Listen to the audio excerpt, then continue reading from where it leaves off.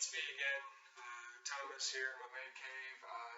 As you remember, my wife and kids were telling me that I was going on and on and on and on and talking, almost like I was arguing with myself. So they told me to go down to my man cave and have it out.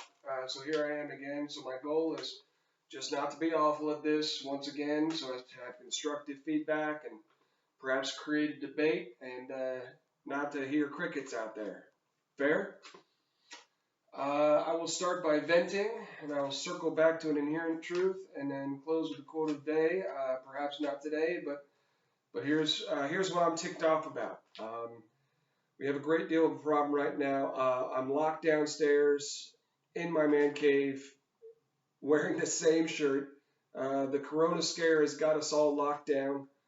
A couple of good things, if you think they're good things, is people are getting used to working from home, right? We're all working from home magically. It's functionally working. Our bosses are letting us work from home. The government's kind of supporting that. The government's helping helping businesses get used to their employees working from home. Do you remember years ago when all of us dads asked if the bosses if we could work from home so we could play a little baseball in the yard with our kids during lunchtime? That wasn't allowed, had to be in the office, but now we're making it happen. That's a good thing, or perhaps not. We're also learning to rely upon the government for support. The businesses are. That's why they're letting people work from home, because they're getting a stimulus. At the same time, there's a whole movement to help small businesses continue to sustain. Large businesses don't care. A lot of their business is online. Farmers are getting subsidies. Food is still going to be eaten. Politicians saying that they care about businesses getting up and running. You hear that a lot on the news. We got to get these businesses up and running. You ever notice when a politician has that accent that they're so convincing? They seem so organic. They work on that approach. They want to sound real. And for some reason, all the politicians are talking about getting business up and running. It's one of two reasons. One, they realize that business makes money, which gives them their donations. Or two, they realize that the world and the economy functions on business. And as long as they've been in politics for the decade or 2 decades, or for Schumer and Biden, it's 4 decades. As long as they've been in government, businesses keep running so that they can pretend as though they're really helping the world and helping the economy, and they understand business and economy and growth and sales and supply and demand, but really, they're just living off businesses growing. And they say, let's get businesses up and running, just like they are right now in the coronavirus scare. But they don't care. It's fully substantiated by them insulating their safety by keeping people at home and perhaps telling us all that they care. There's rumors of extending the lockdown, right?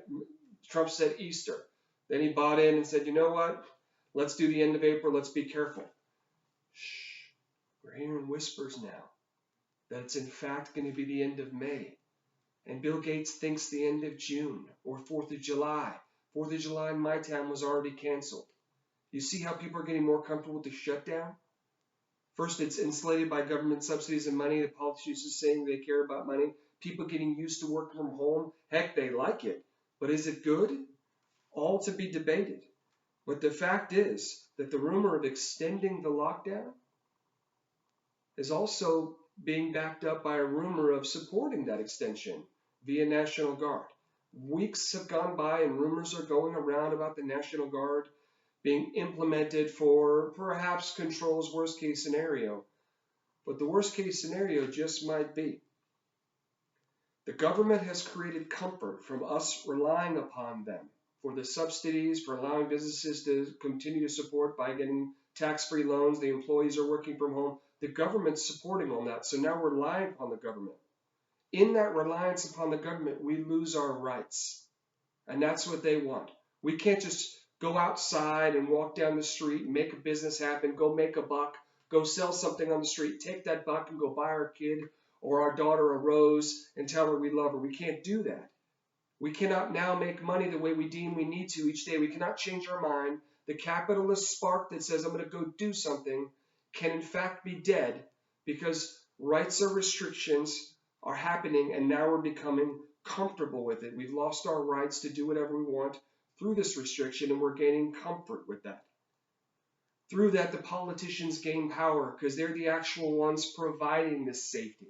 providing the quarantine, providing the money coming in the mail, providing all of us getting direct deposits. We're not going out to get the money. It's coming directly to our bank account.